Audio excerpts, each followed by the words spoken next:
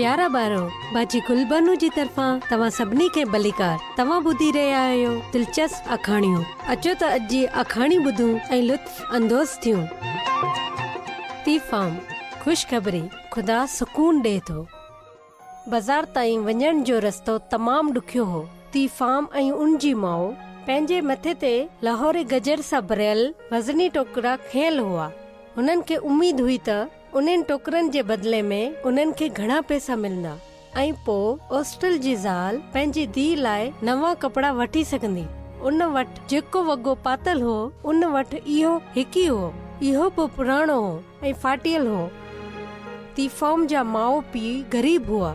उन जो पीउ हमेशा बदुरनि जे लाइ सभ खां सुठी कुर्बानी पेश कंदो हो, पर उन जे बदिले में कॾहिं बि उन जे दिल खे सुकून न मिलंदो हो।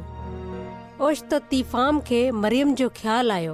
उन जी साहेड़ी हाणे तावीज़ खे छॾे ॾिनो हो, छो त हू मसीह थी वई हुई। आख़िरकार इहे बाज़ार पहुची वियो। हुते घणो कुझु ॾिसण लाइक़ु हो। ताज़ा भाजियूं, शानदार ग्वार जी फड़ियूं, नए फसलनि जा बीज वठो, नए फसलनि जा। सस्तो, हिते सभु कुझु सस्तो आहे। हॉस्टल जी ज़ाल पंहिंजो टोकरो हिकु माण्हू जे साम्हूं रखियो। उन चङी तरह सां जांच कई। मां घणो सोचियो आहे, कीड़ा, लाहौरी गजरनि खे कीड़ा लॻल आहिनि। मायूस सां थोरा पैसा वठी हॉस्टल जी ज़ाल पंहिंजो सामान ख़रीद कयो, पर तीफ़ाम हिकु मौज़ो ॾिठो। हिकु सुठे माण्हू हुन जी टोकरी मां सभु लाहौरी गजर ख़रीद करे वरिता। हुनखे ख़बर ई न हुई त उन जी साहेड़ी उन माण्हू जे करे मसीह थी हुई। जेके पैसा तीफ़ाम खे मिलिया हुआ उन्हनि सां उन पंहिंजे लाइ सुहिणा कपड़ा वठी छॾिया। हू तमामु ख़ुशि हुई। हू बाद में वरी विक्टर सां मिली।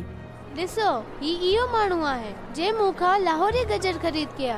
उनजे हथ में कहिड़ी किताब आहे? तीफ़ाम ऐं उन जी माउ माठ करे बीही रहियूं ऐं ॿुधंदी रहियूं त हू माण्हुनि खे छा पियो चवे।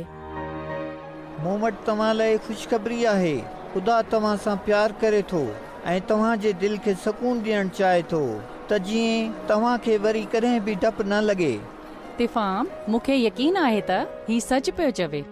जॾहिं हॉस्टल जेको चुड़ैलनि जो डॉक्टर हो हुन ई ॿुधो त हुन जी ज़ाल विक्टर जूं ॻाल्हियूं ॿुधियूं आहिनि, त हुन ज़ोर सां कावड़ में रड़ कई। विक्टर तोखे भड़कायो आहे, उन ते यकीन न कर। रूहूं वापसि असां वटि अची वेंदियूं। हॉस्टल, मुंहिंजे दिल में हाणे सुकून आहे। विक्टर जो ख़ुदा बदरुनि खां बि वधीक ताक़तवर आहे। हॉस्टल जल्दी सां तीफ़ाम जा नवा कपड़ा खया, उन्हनि जे टुकड़नि सां हिकु गुडी बनाई ऐं तमामु घणियूं सुइयूं उन गुडी मां हणी छॾियूं। ही विक्टर आहे, हिन खे मरणो पवंदो ऐं इहो सुइयूं इहो कमु कंदियूं। तीफ़ाम हैरान हुई। हुन जे पीउ अॻु कॾहिं बि ईअं न कयो हो।